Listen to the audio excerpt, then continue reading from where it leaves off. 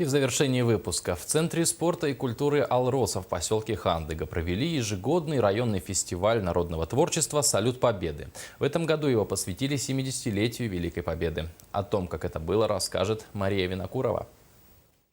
В смотре-конкурсе приняли участие ансамбли ветеранов практически со всех сел и поселков Улуса. На выставку прикладного искусства пожилые люди продемонстрировали свои работы в номинациях «Вышивка», «Вязание», «Резьба по дереву», «Кости», «Шитье из меха», «Бисера». Надеемся, что мы первое место заняли.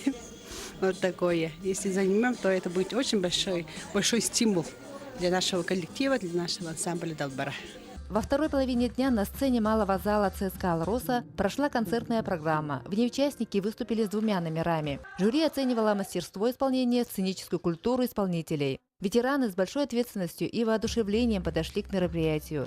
Ведь среди них были и дети военных лет, на себе испытавшие все тяготы тех суровых времен. По итогам фестиваля большая часть номинаций нашла своих победителей среди мастериц баягантайского наслега, а именно учителя технологии Крысхаджайской школы Евдокии Слепцовой и ветерана труда Екатерины Степановой.